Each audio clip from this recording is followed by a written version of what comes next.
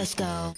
Hey everyone, and welcome back or welcome to my channel. With the recent pre-release of Kitsch, IVE's first full album is in full anticipation. For me, on the first few listens, Kitsch was alright. I can see the appeal of it, but I don't know if I would actively search for that song. Regardless, this doesn't take away from my love for IVE's title tracks. Thus, with more anticipation comes more eyes ready to heavily analyze or rip to shreds the comeback that's about to come. The latest issue with IVE is now the line distribution for Kitsch, in which their main vocalist, Liz, has received such minimal lines. I'll elaborate my thoughts later in this video, but if we look into the year and a bit of a career that IVE has had, we notice that controversy continues to follow them around, potentially even a hate train. This video will tackle some of the more prominent issues they've been attacked for and whether I consider any of it justified. Disclaimer, but this is obviously my opinion and you can also have your own opinion too. Feel free to drop your opinion down below in the comment section. Let's have a civil discussion about any of these issues with a heavy emphasis on civil. There'll be a lot to discuss, so I probably won't focus so much on the step-by-step of what exactly happened. I'll kind of assume that you kind of know the controversy a bit before giving my opinion. Lastly, I'd appreciate it if you could subscribe to my channel, but other than that, let's look into the first controversy.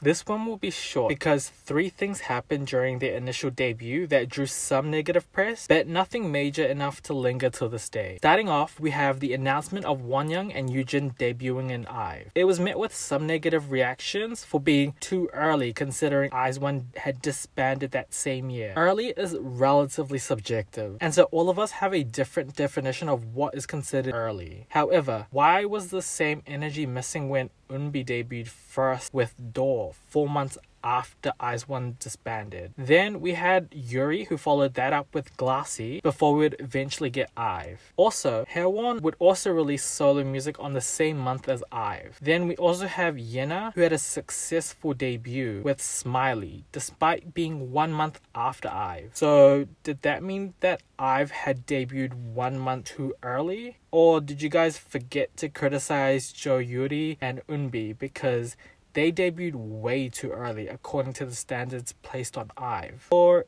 is this some selective outrage? Also, people were concerned because Isol was debuting at 14, which was also the same age as Wonyoung when she debuted in IZ*ONE. So if you had no concern for IZ*ONE, but not IVE, then isn't that hypocritical? Despite them being way too young, we're getting even younger debuts, with Classy, Lapillus, and New Jeans having younger idols who debuted. Legally, there must be nothing wrong considering they can continue to do this, but ethically, that's up to you to decide how wrong it is for you. Like, if it's really that bad, then I reckon probably just don't support these groups. But how about being a bit consistent through your actions and statements? And the last controversy was their initial greeting that was basically the same as Everglow. With that one, Starship listened, apologized, and amended the issue, which that was all that was kind of really needed, because these are those instances where people need to know that mistakes can happen, and by listening and fixing the matter, it helps out way more than continuing to use this to justify hate.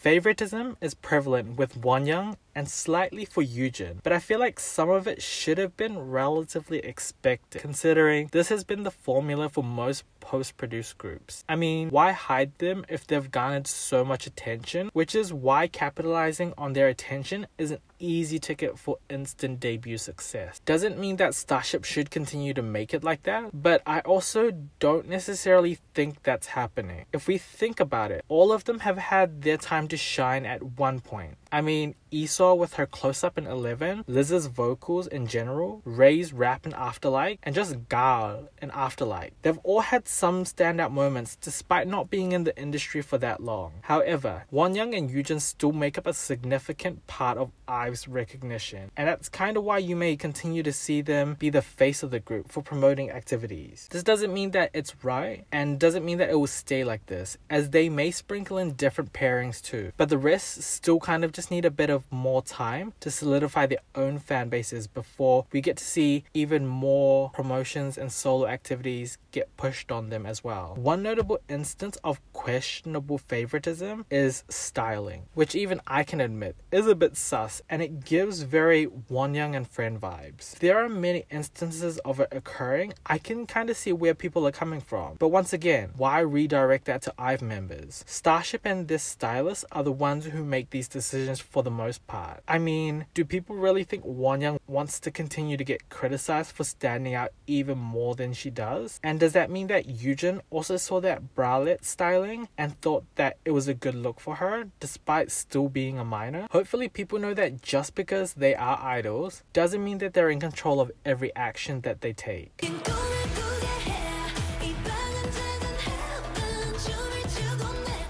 I mean, I guess people are stating the obvious. I know it's more as an insult in that they don't look or feel close, but what is supposed to be the takeaway from calling them co-workers? Is it supposed to take away from their music being good? If so, then I guess this kind of further validates the idea that K-pop fans don't only consider talent. Other factors play a part in how K-pop groups find success. We're also making assumptions from glimpses of their lives, as we don't see the full behind the scenes. We see the more public side, where anything they do gets scrutinized. I mean, Wonyoung and her pizza and strawberry eating moments. Being an idol is a job at the end of the day. They unfortunately have to sell themselves as a brand. So how real can they really be before fans start to dissociate from the fandom just because of how they are actually truly? So it makes sense why idols are afraid to do anything besides aiming for perfection. I mean, idols being rigid while watching performances at award shows has stemmed from toxic fandoms. So the basic act of interacting requires much more layers that idols must consider before they even actually interact with people, due to the constant cameras ready to analyze what certain actions meant by certain people.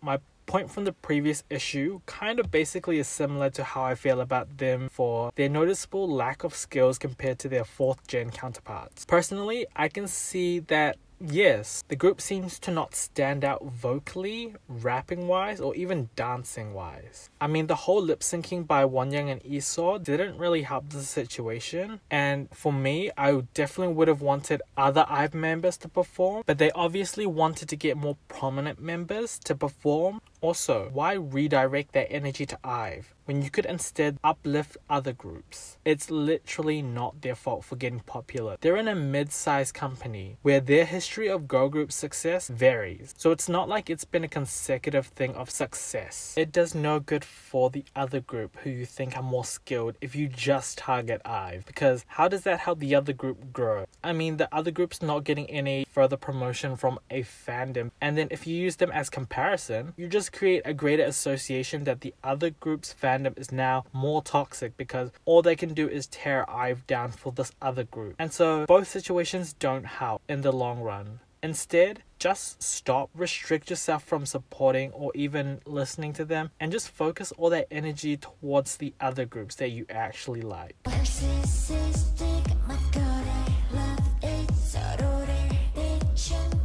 Attitude is a real make or break factor for just general likability. For IVE, I have 2 examples in which attitude issues were kind of thrown around. First one is the airport situation, where many videos enhance the seriousness of how Wonyoung rushes to be the center. But I really don't think it's like that. Each group has their own predetermined lineup. For IVE, it goes left to right: Liz, Ray, Wonyoung, Yujin, Gao, and Esau. Obviously, when it does get chaotic or they're just kind of running on a tight schedule, it may just be a bit different, but that's just how they usually order themselves. I mean, that's my explanation for it, and I can't be 100% certain that this reasoning is like legitness, but I don't think any of them really lose sleep because the arrangement is different. The other example is bowing to seniors. There have been instances where certain members don't bow, but also there have been instances where people also edit clips to cut out when they actually bow. But it's an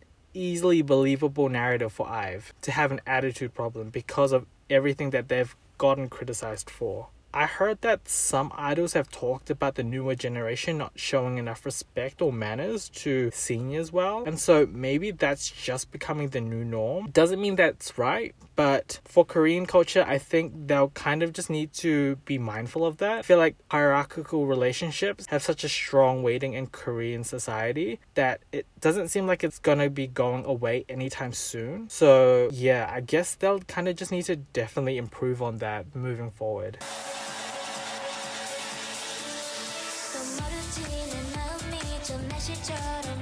The fact that K-pop fandoms has such a high proportion of doctors that are able to diagnose idols' medical conditions is such an impressive flex for this community. But yeah, in all honesty, I get the appearance-wise, Wonyoung might look skinny, but how are you gonna help her by just being rude about it? Then for Liz, she looks relatively fine and potentially still on the skinny side based on the varying weights that is stated for her. But because of the toxic body standards of K-pop, that's why she's shamed for her size. And it's really unfortunate because I feel like the concern is real 50-50 in terms of actual concern versus satisfying viewers' appeals for these idols. There are definitely different standards and expectations from a cultural perspective and how weight and body management is seen in Korea, but that doesn't mean that being malicious is the only way to react to this. It's such an unfortunate factor that's considered a lot in the K-pop industry. I mean, JYP commenting on a girl's weight because her dancing was heavy, Jihyo getting fat shamed by a photographer during her 16 days and no one tried to stop it or intervene, or even recently, Jonghyun with her medical condition, which is apparently not a good enough excuse for some of the weight gain that's happened due to the visual aspect playing such a big factor in the eyes of, for the most part, Korean viewers. This also is reflected in how idols must manage their weights or even go on extreme diets to still remain likable and appeal to an audience. Unless the industry actually makes strides in changing the way that they view this topic, not much will ultimately change. So despite the more modern and Western appreciation for different body sizes, we still aren't the biggest valued consumer. And so they'll continue to listen more to the more valued consumers, which are the Korean consumers.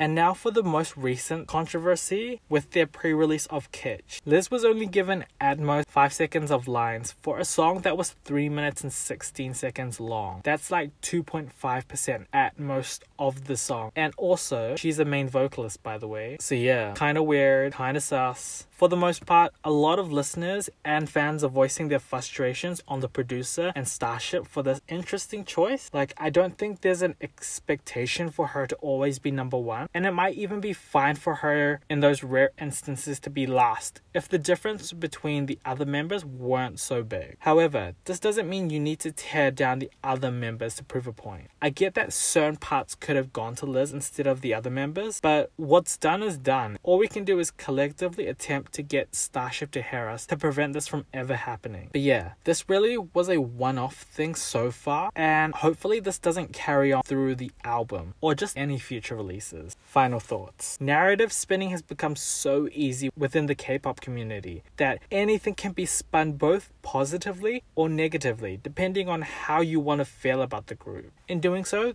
the many minor controversies accumulated has created this presumption that IVE deserves all the hate that they've gotten so far, because surely at least one of them has to be legit, and so justified?